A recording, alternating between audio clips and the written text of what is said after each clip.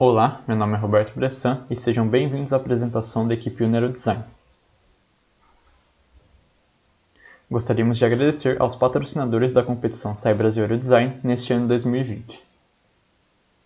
Esta apresentação será dividida em 4 partes, sendo elas: introdução, projeto conceitual, projeto detalhado e conclusão. Visando o regulamento, optou-se pela construção de uma aeronave biplana para conseguirmos carregar um metal desejado de 15 kg e atingirmos, no mínimo, a 20ª colocação. Porém, devido ao ano de pandemia e isolamento social, testes e construção de protótipos foram impossibilitados. Também houve corte de verbas e adaptação do objetivo inicial da equipe, que antes era voltado para a competição de voo e agora voltou-se para a competição de projeto. Além da adaptação das reuniões, são todas realizadas de maneira online. Vista a mudança do objetivo, levantou-se o gráfico para comparar a pontuação das equipes do ano passado com a nossa pontuação, o que evidenciou que teríamos que aumentar 21 pontos de relatório se quiséssemos atingir no mínimo uma colocação média. O desenvolvimento do projeto da equipe segue o fluxograma abaixo, que vai desde a parte do projeto conceitual, passando pela fase de estudos, até atingir a etapa final, que consiste na revisão para envio dos relatórios. A organização da equipe se baseia nas características principais de 3 metodologias, sendo elas o Scrum, referente às reuniões semanais, o 5W2H, referente à construção de uma planilha para a organização de tarefas, e o 5S, que caso houvesse uma etapa construtiva, seria implementado na nossa oficina. Essas 3 juntas culminam na cultura da nossa equipe. Adentrando a fase do projeto conceitual, optou-se por uma aeronave biplana para atingirmos o metal desejado, utilizou-se uma empenagem do tipo H para livrarmos o leme da esteira do motor, manteve-se o trem de pouso na configuração triciclo devido à ótima experiência, assim como a fuselagem treliçada e o motor na configuração tracker. A carga de 2020 já não possui mais tantas configurações como a carga de 2019, porém sua massa total foi aumentada. Aqui pode-se ver uma comparação entre a aeronave de 2019 e a aeronave de 2020. Dando início ao projeto detalhado pela disciplina de aerodinâmica, fez-se um projeto mais eficiente, alterando o formato da asa e da empenagem, e para carregar o metal desejado, manipulou-se os perfis e implementou-se o flaperão. A geometria de ambas as asas são idênticas, porém implementou-se o filamento de ponta de asa para garantir um menor arrasto induzido, e assim aumentando seu AR. As principais dimensões são 2,1 metros de envergadura e 0,6 metros de corda raiz.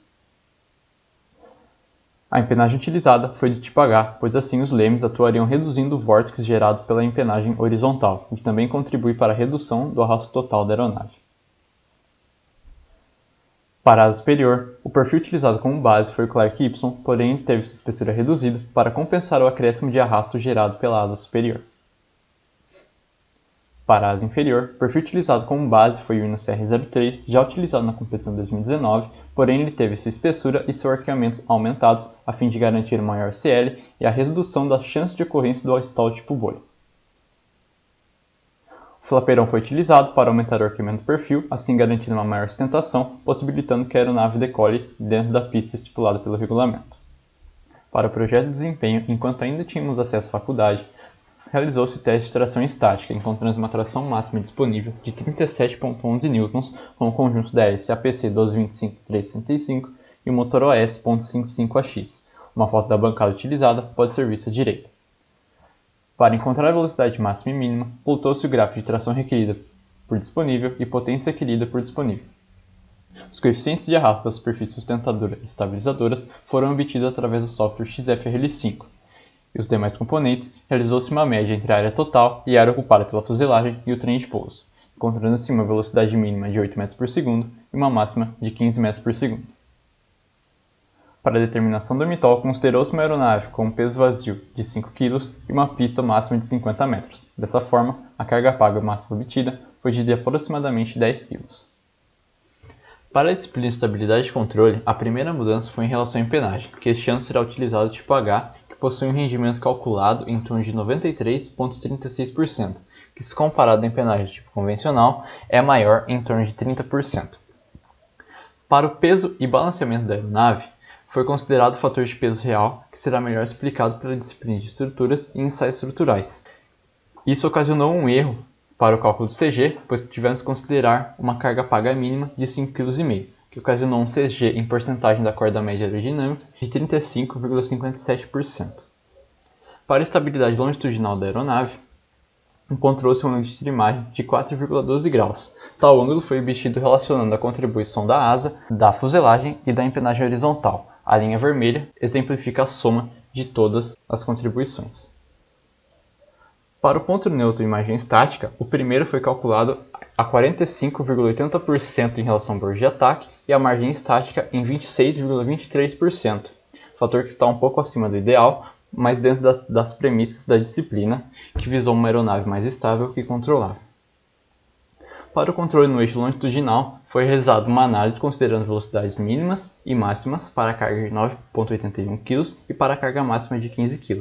Para a primeira situação, a variação da deflexão do profundor girou em torno de 3,45 graus e para a segunda situação em torno de 5,28 graus. O estudo do aileron se deu com base na bibliografia do Heimer, onde ele relaciona a corda do aileron com a corda da asa no eixo X e a envergadura do aileron com a envergadura da asa no eixo Y. Respeitando tal consideração, nosso aileron ficou com uma corda de 96,5 mm e uma envergadura de 593,35 mm. Para a estabilidade laterodirecional estática da aeronave, temos uma característica neutra para o eixo lateral, visto que as maiores contribuições são devido ao infletamento e diâmetro da asa, que são nulos para a nossa aeronave, e o balanceamento no eixo lateral, que está feito de forma ideal. Portanto, a estabilidade laterodirecional da aeronave pode ser analisada apenas pelo gráfico de estabilidade direcional, sendo este um gráfico que evidencia um comportamento de uma aeronave estável. Para a disciplina de cargas e velocidade, primeiramente pautou o diagrama VN, considerando o fator de carga negativo de -1, um fator de carga positivo de 2,5, assim como uma velocidade de cruzeiro de 3,41 metros por segundo e uma velocidade de mergulho de 18,62 metros por segundo. Para o diagrama de esforços internos da asa superior e inferior em empenagem horizontal, utilizou-se o mesmo método, analisando 3 situações, sendo elas voo nivelado à velocidade de cruzeiro, representado pela linha azul, arfagem à velocidade de cruzeiro, representado pela linha verde, e curva 20 graus à velocidade de cruzeiro, representado pela linha vermelha. Para adquirir os pontos de série por envergadura, utilizou o software XFRL5, e para integrar o gráfico da cortante e o momento fletor, utilizou-se uma rotina programada no software Scilab. Para o gráfico de torque máximo, considerou-se os pontos de série por envergadura e analisou-se em apenas uma situação. Aqui estão expostos o gráfico para a asa inferior, e aqui uma tabela resumo das cargas críticas de cortante, momento fletor e torque para a asa superior e inferior. O método para empenagem horizontal foi o mesmo, porém para a empenagem vertical, analisou-se uma curva a 20 graus, representada pela linha azul, e uma curva a 45 graus, representada pela linha vermelha. Para o torque, analisou-se em apenas uma situação. Aqui está representada uma tabela das cargas críticas de cortante, momento fletor e torque para a empenagem horizontal e vertical. Para a fuselagem, analisou-se em voo e dividiu-se a fuselagem em duas partes, sendo ela superior, onde um apoio fixo e outro móvel foi empregado, e a parte inferior, onde também um apoio fixo e um móvel foram utilizados. Após isso, utilizando o software F2, rodou a simulação para encontrar as cargas de tração e compressão atuantes na situação de voo. Também foi analisada uma situação em pouso. Para isso, os apoios foram alocados nas fixações de trem de pouso e também utilizou o software F2 para encontrar as cargas de tração e compressão. Aqui uma tabela resumo, onde podemos perceber que a carga de tração máxima foi de 264 N na situação de voo à velocidade de cruzeiro, e a carga crítica de compressão foi de 219, porém na situação de pouso. Para os esforços do conjunto de trem de pouso, utilizou-se as normas da FAR e encontrou-se carga crítica na triquilha na situação de voo nivelado e a carga crítica no trem de pouso principal no pouso em uma roda. Para o torque nos servos, considerou-se o mecanismo 4 e, utilizando o software Scilab, programou-se uma análise dinâmica, onde o torque crítico no aileron corresponde a 3,51 kg/cm, no leme corresponde a 0,95 kg/cm e no profundor corresponde a 6,14 kg/cm. Pela primeira vez, fez-se uma análise de aerosticidade na equipe Neurodesign. Considerou-se os modos de vibração para 2 graus de liberdade, na parte imaginária da asa superior e inferior e na parte real da asa superior e inferior. Pode-se concluir que não haveria flutter, pois comparando com a velocidade máxima da aeronave, o flutter ocorreria somente em 23 metros por segundo. Também analisou a divergência, encontrando uma velocidade divergente de 41,02 metros por segundo e uma pressão de divergência de 93,41 Pascal. Para dar início ao projeto estrutural, primeiramente fez seleção dos materiais, utilizando o critério de índice de mérito. Para a longarina e trem de pouso principal, o carbono laminado foi escolhido, já para as treliçes, utilizou-se tubo de carbono comercial. Para a fuselagem, primeiramente dimensionou-se um tubo com diâmetro externo de 2 mm, porém, ao analisar a flambagem, viu-se que tal tubo teria que ser aumentado para 4 mm. Com o perfil obtido, a deflexão máxima foi encontrada no software F2 e corresponde a aproximadamente 0,6 mm. Para o dimensionamento dos longarinos, utilizou-se o critério da máxima tensão principal e escolheu-se o perfil de menor massa, como pode ser observado, corresponde ao quadrado vazado. Para a deflexão dos longarinos, programou-se uma rotina no software Scilab e os gráficos obtidos estão aqui expostos. Aqui pode-se observar uma tabela resumo com as principais medidas de cada longarina. Para posicionar a longarina, avaliou-se diversos cortes verticais no comprimento da nervura e com o retângulo de base B e altura H formado, evidenciou-se o local onde apresentava mais material, sendo este escolhido para posicioná-lo. Para o trem de pouso principal, considerou inicialmente como barra engastada e, após feito o dimensionamento preliminar, avaliou os 3 modelos, sendo escolhido o que iria defletir menos. Como pode ser observado pelo gráfico, o modelo escolhido corresponde ao 3. Para a triquilha, que seria feita de alumínio, utilizou-se o critério de falha de von Mises e encontrou-se para a seção AA um diâmetro de 6 mm e para a seção BB um retângulo de base 1 mm e altura de 6 mm. A deflexão máxima foi obtida através do software SolidWorks, que corresponde a 2,4 mm.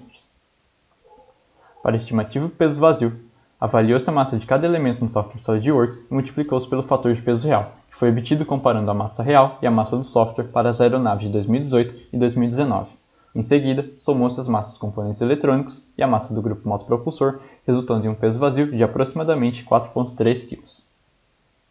Para o desenvolvimento do projeto elétrico, recebeu os outputs de carga, selecionou-se os servos, a bateria, a cablagem, montou-se o diagrama elétrico, verificou-se os sensores para a telemetria e estabeleceu-se as margens de segurança. Para a seleção dos servos, o critério utilizado seria possuir high voltage, engrenagem metálica e apresentar uma alta confiabilidade. Dessa forma, alguns servos de 2019 que já possuíam testes desembancados puderam ser reaproveitados no projeto 2020. O servomotor Corona DS239HV possui um torque de bancada de 4,4 kg/cm e está representado pela linha verde, foi utilizado nos ailerons, representado pela linha azul, na empennagem vertical, representado pela linha vermelha, e na biquília dianteira, que possui torque desprezível. Como pode ser observado no gráfico, tal servo apresenta uma boa margem de segurança. O servomotor Power HD LF13, que possui um torque de bancada de 13 kg/cm e está representado pela linha verde, foi utilizado na empennagem horizontal, está representado pela linha azul, que também apresenta uma boa margem de segurança. O servomotor Corona DS929HV seria utilizado pela primeira vez pela equipe na posição de acelerador. Para a seleção da bateria, considerou-se a tensão de operação dos servos, sua capacidade, a taxa de descarga, sua composição química e a massa, resultando na bateria ideal sendo a LiFePO4 de 6,6 V e 1100 mAh. Para a seleção da cablagem, considerou-se corrente de pico do sistema de 3 A e escolheu-se o cabo AWG24 sugerido pelo regulamento, que opera em uma corrente de até 4 A. Para a telemetria embarcada, seria utilizado o sensor GPS, o tubo de pitot, o acelerômetro e o sensor de corrente. Para o radiocontrole seria utilizado o Spectrum DX7S e o receptor AR8000 de 8 canais. Aqui pode-se observar uma plana da aeronave com a disposição dos componentes eletrônicos, assim como a mesa central. Aqui pode-se observar o diagrama elétrico da aeronave e à direita uma tabela relacionando o canal com o componente eletrônico. Para a conclusão, posso dizer que após o término do projeto e envio dos relatórios, pudemos perceber que a equipe desenvolveu muito bem durante os desafios encontrados pelo ano. Os avanços com os conteúdos teóricos também foram bem sucedidos, o que nos deixou confiantes para esta competição e para as próximas. No entanto, ainda há muito trabalho pela frente, principalmente no quesito de testes para validações. Por fim, gostaríamos de agradecer novamente os patrocinadores da competição e também aos patrocinadores da nossa equipe. A equipe UNA agradece a atenção.